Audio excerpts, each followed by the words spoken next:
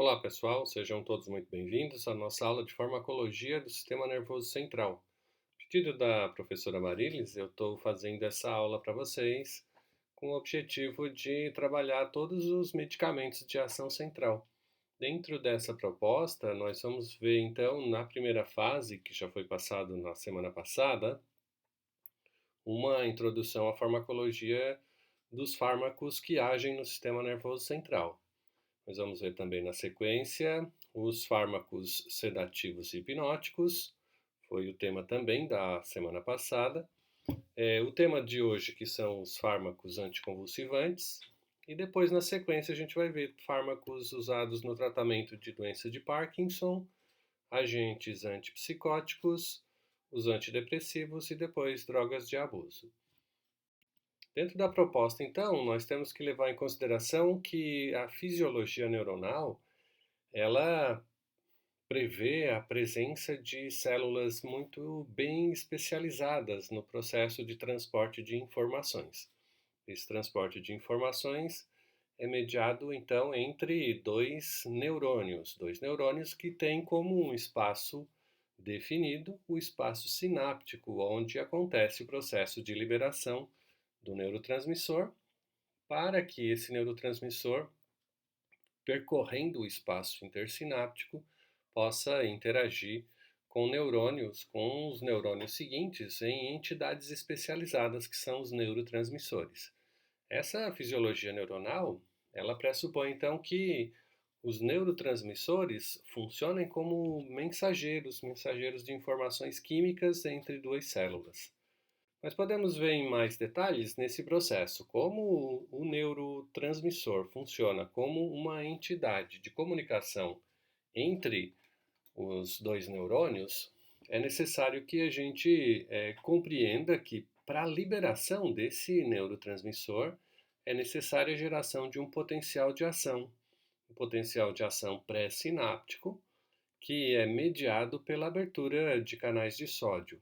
Então nós vamos ter canais que levam a abertura desses canais que levam à geração de despolarização da membrana.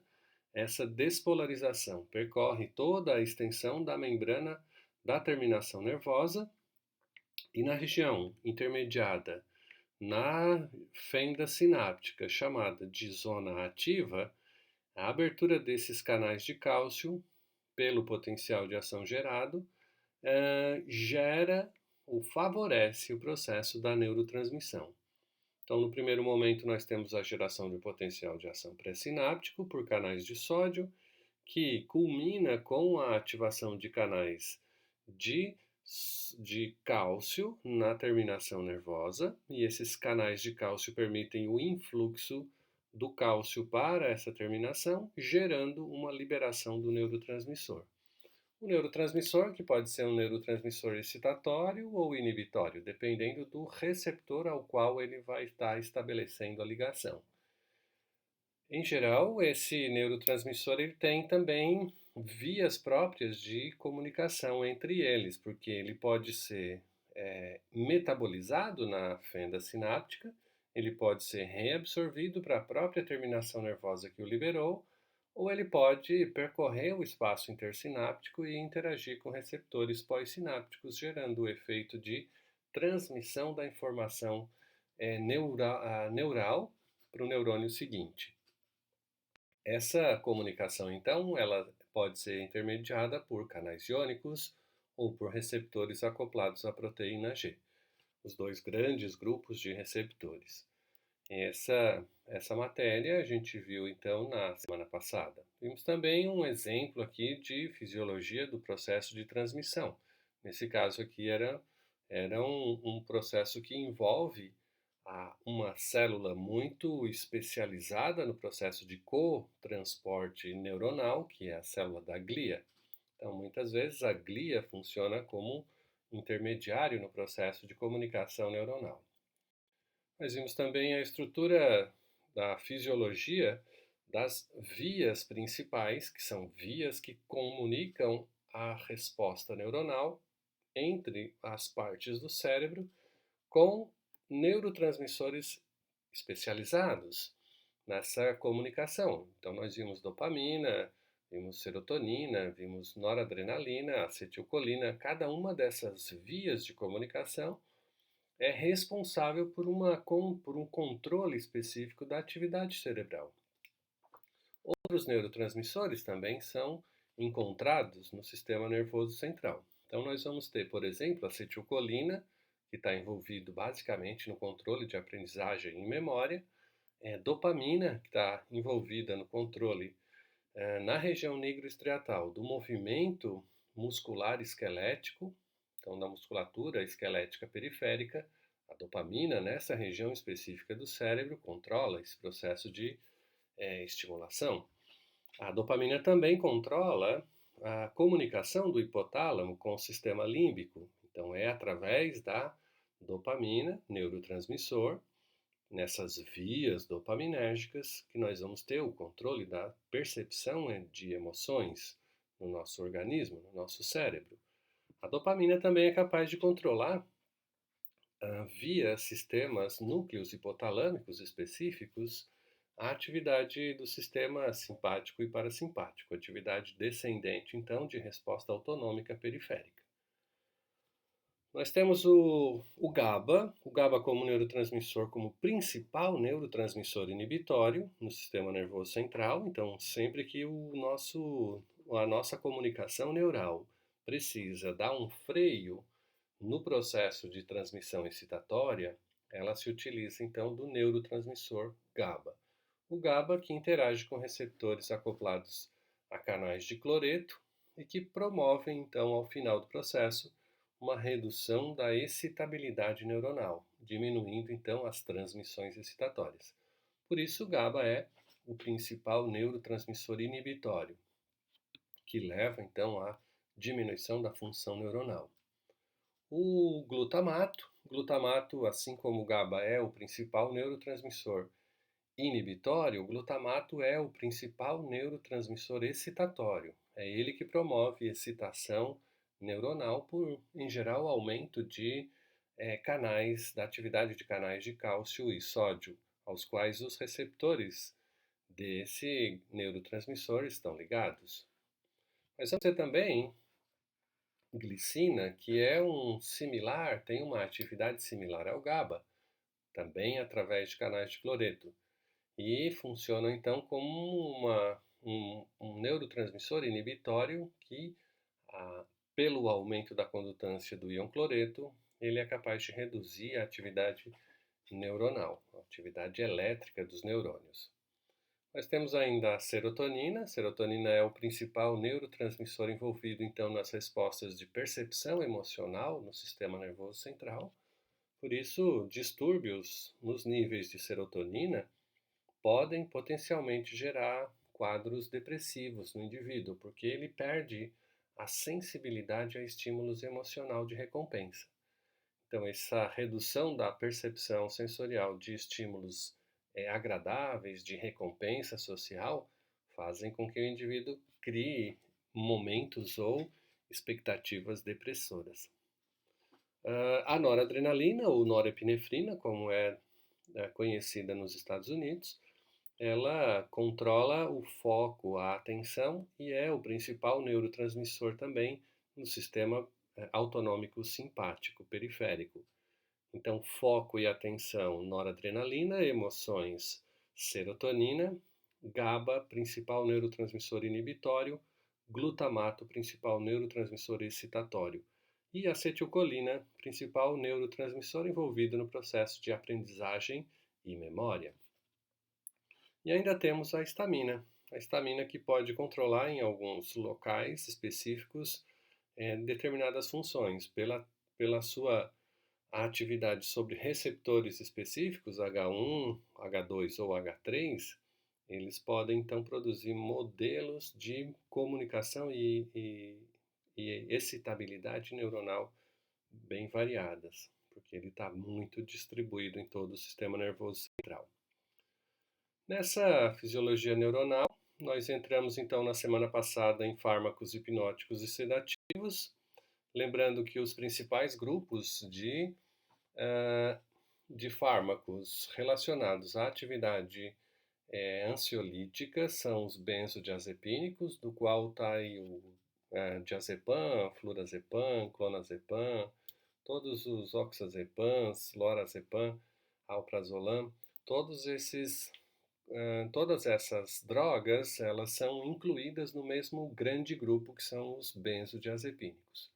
Benzodiazepínicos que têm, então, potencialmente atividade sedativa e ansiolítica. Eles diminuem a atividade excitatória do sistema nervoso central, o que gera os quadros de ansiedade.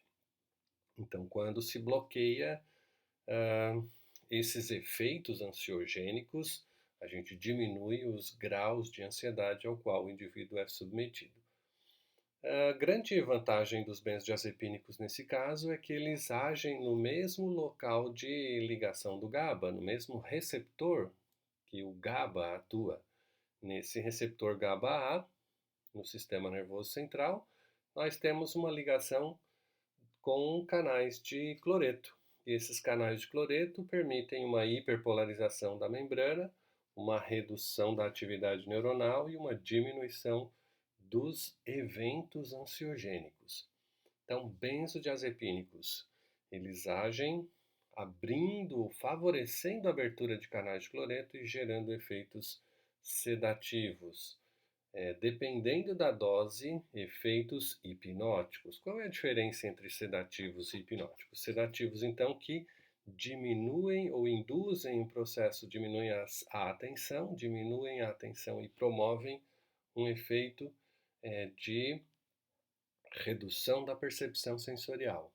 E as doses ou efeitos hipnóticos estão muito mais relacionados a um sono, à indução do sono. Então, dependendo das características químicas relacionadas à ligação no anel benzodiazepínico, nós vamos ter mais ou menos efeitos sedativos ou hipnóticos.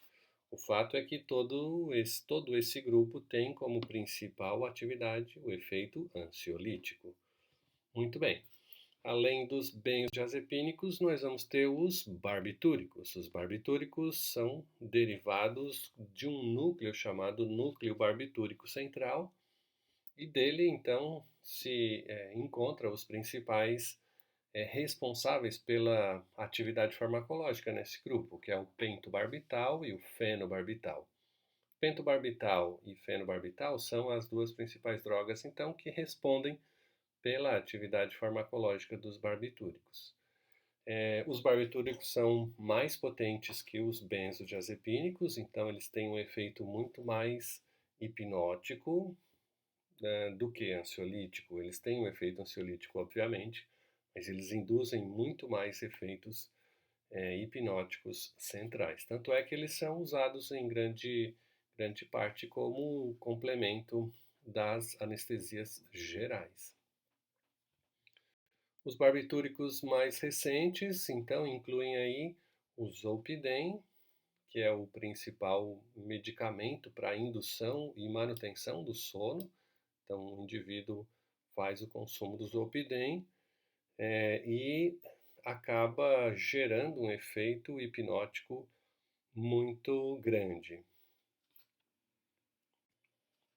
A farmacodinâmica relacionada a todos esses dois grupos, os benzodiazepínicos e os barbitúricos, inclui a farmacodinâmica de ligação direta com o receptor chamado receptor GABA-A. Receptor GABA-A, que tem um sítio específico de ligação na sua estrutura proteica, que é um sítio para os benzodiazepínicos, para os zolpidem, para os barbitúricos, e esses sítios de ligação modulam a abertura dos canais relacionados ao íon cloreto. Permitem, com isso, a entrada de íons cloreto para o interior da célula neuronal e a consequente redução da transmissão excitatória por geração de uma hiperpolarização neuronal. Nós vamos ter também aqui as indicações terapêuticas. As principais indicações desse grupo de drogas incluem aí o alívio da ansiedade, o tratamento da insônia, para a sedação e amnésia antes e no decorrer de procedimentos médicos cirúrgicos, como suporte e ou agentes de indução associada à anestesia geral. Também é usado para tratamento de epilepsias e nos estados convulsivos, como a gente vai ver, já que eles podem reduzir a atividade neuronal, a atividade elétrica dos neurônios. Ele também pode ser usado como um componente de anestesia balanceada, com administração intravenosa. Ainda é possível a utilização clínica como um controle de estados de abstinência de etanol e outros sedativos hipnóticos. Então, eles podem, na verdade, concorrer aí com uma dose controlada pela a geração de abstinência do etanol, diminuindo os graus de ansiedade associados à crise de abstinência. Funcionam ainda como relaxantes musculares, em distúrbios neuromusculares bem específicos, assim. Não se recomenda o uso dele para por longo tempo, porque eles podem gerar comprometimento funcional dos neurônios e gerarem com isso dependência, mas eles podem ser usados transitoriamente para controle de distúrbios neuromusculares, como por exemplo numa crise pós-traumática, quando sofre um acidente e tem uma tensão muscular muito grande, pode então ser uma aplicação terapêutica importante. E ainda como auxiliares diagnósticos para o tratamento de distúrbios psiquiátricos, como uma alternativa de fechamento de diagnóstico. Se imagina que o paciente apresente uma série de sinais clínicos e sintomas, e esses sinais clínicos e sintomas, sob determinadas condições de tratamento, pode excluir, por exemplo, as patologias depressoras, esquizofrênicas, desde que haja uma resposta efetiva com o uso dos benzodiazepínicos ou barbitúricos, significando então, nesse contexto, que os pacientes estavam apresentando o transtorno de ansiedade. Cada uma dessas drogas foi então selecionada e com as suas respectivas doses de uso para obtenção do efeito de sedação e ou para o efeito de hipnose. Então, as doses que estão recomendadas nessa tabela nos permitem assim selecionar a droga e a dose para obtenção dos efeitos apenas sedativos e ou as doses para geração de efeito hipnótico. Lembrando que em ambas as doses, seja sedativa ou hipnótica, nós vamos ter o efeito então ansiolítico associado para redução dos transtornos de ansiedade. E nesse slide nós temos então a aplicação dos principais fármacos e seus respectivos mecanismos e efeitos e indicações clínicas. Então é uma tabela bem interessante que vocês podem consultar no momento em que estiverem fazendo uso ou prescrição desses medicamentos. Dos barbitúricos, dos hipnóticos mais recentes, dos agonistas de receptores da melatonina e dos agonistas de receptores da serotonina. Então, todos esses medicamentos, além das suas respectivas preparações disponíveis no mercado, que vocês podem encontrar.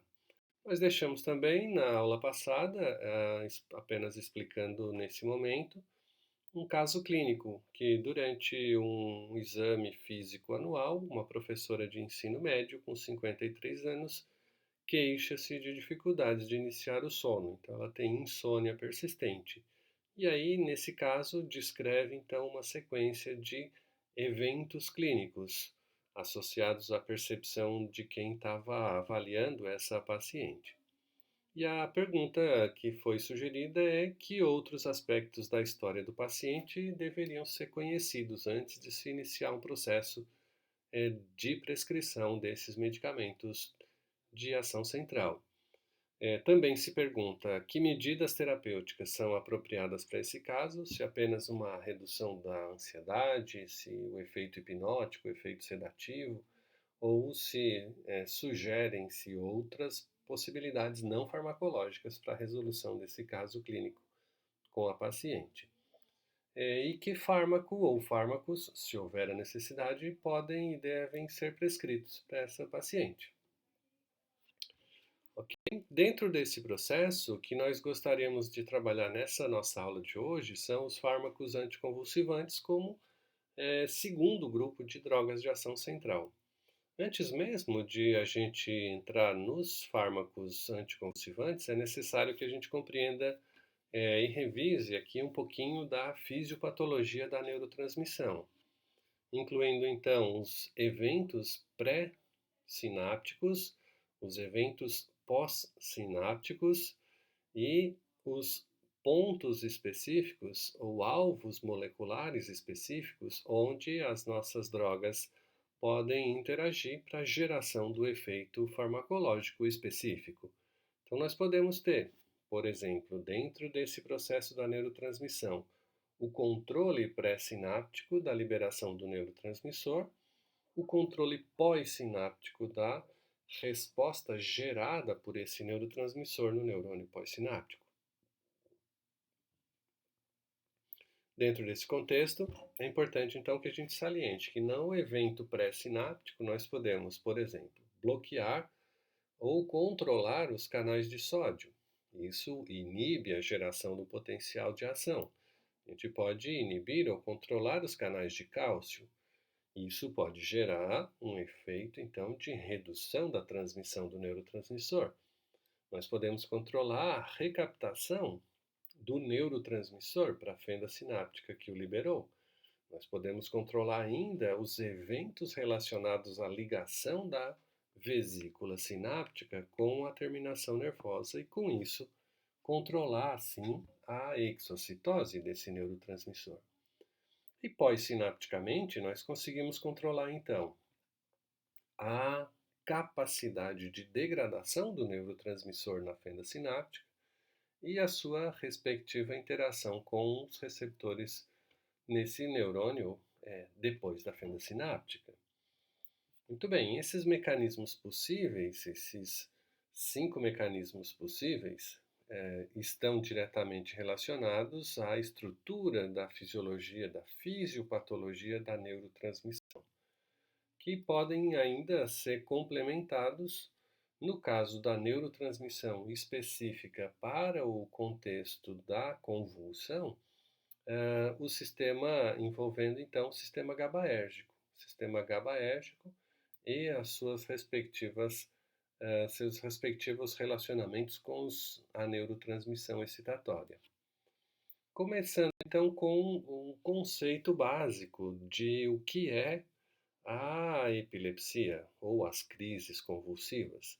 O conceito básico, então, envolve uma alteração elétrica temporária, é uma descarga elétrica no sistema nervoso central, que tem início a partir de um evento não muito bem ainda estabelecido e que leva à propagação desses estímulos elétricos para uma série de neurônios associados ao ponto focal do disparo do potencial de ação inicializador. Então, é uma descarga elétrica anormal, transitória, temporária e que pode levar a manifestações desde crise de ausência até manifestações do tipo tônico-clônicas.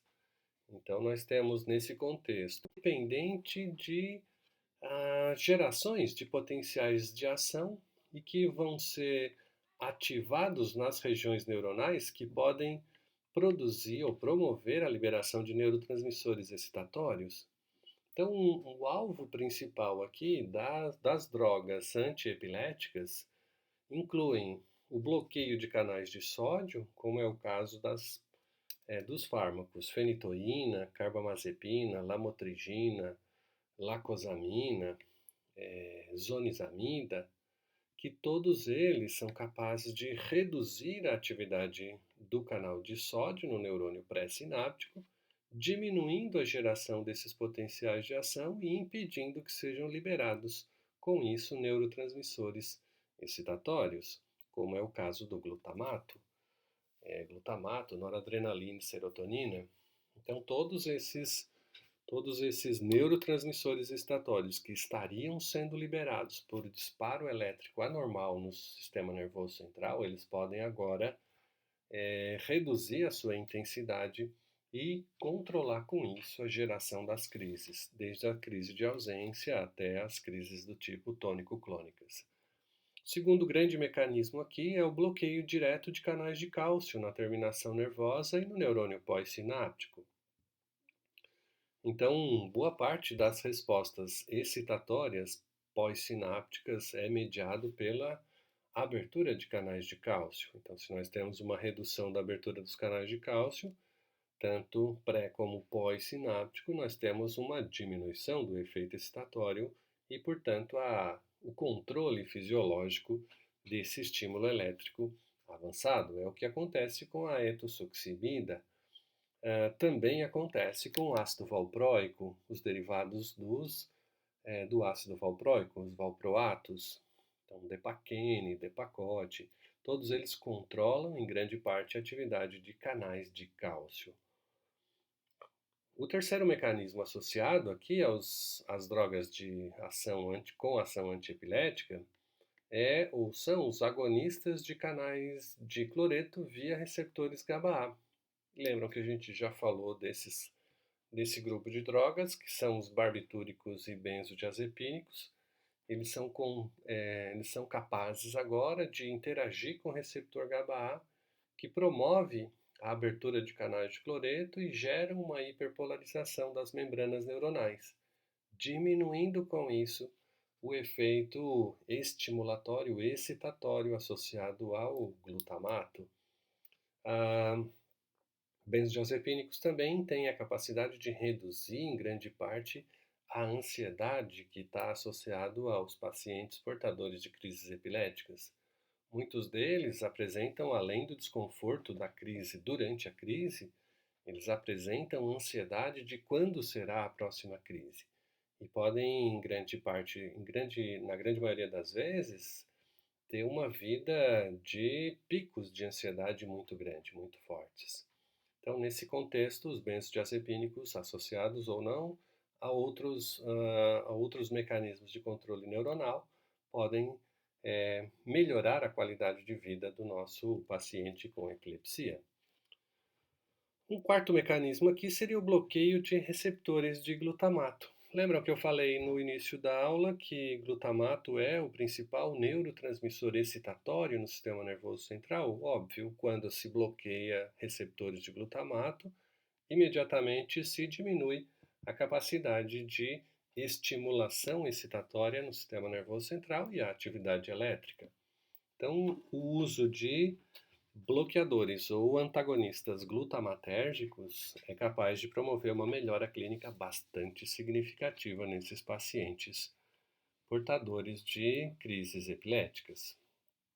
Nós temos ainda, relacionado a esses mecanismos de controle da ação na epilepsia, os ativadores de canal de potássio.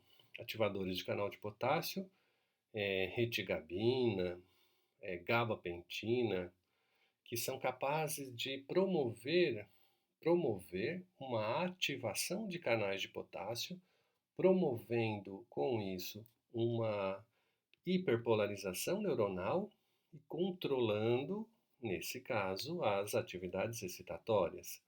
Então, ele não impede a liberação dos neurotransmissores glutamatérgicos, por exemplo, noradrenalina e serotonina, mas ele impede a resposta excitatória mediada pela despolarização gerada na ativação dos receptores de glutamato, pelo efeito eletrofisiológico antagônico à despolarização gerada pelo glutamato.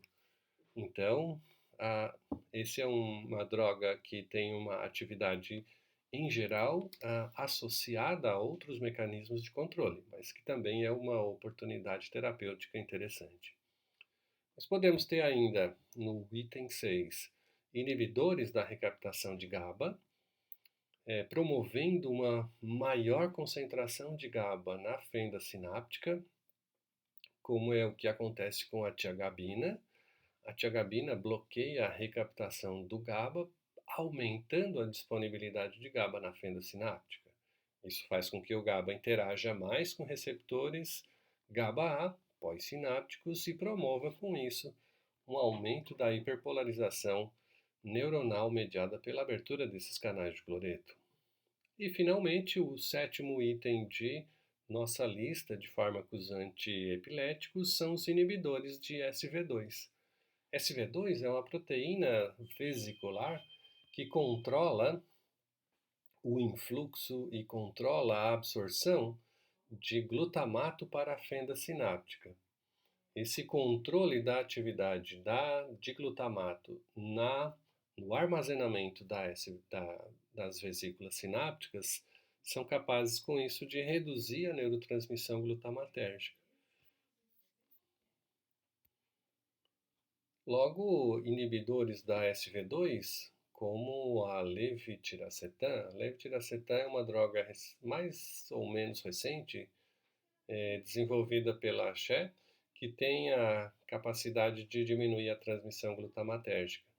Mais ou menos como inibidores da neurotransmissão excitatória glutamatérgica, o levetiracetam é capaz de controlar crises epiléticas por esse mecanismo via SV2.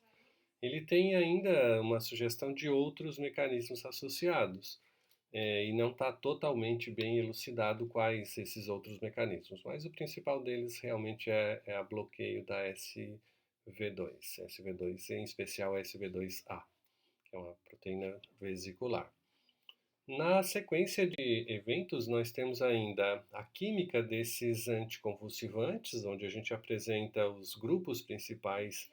Nesse caso dos anticonvulsivantes heterocíclicos, o grupamento químico principal, no qual dá origem, nesse caso, a todos os barbitúricos, as idantonas e as succimidas, que tem como núcleo central essa parte farmacofórica. E a partir desse núcleo central, os radicais que se ligam R1, R2 e R3 configuram todas as drogas que são correlacionadas a esses barbitúricos.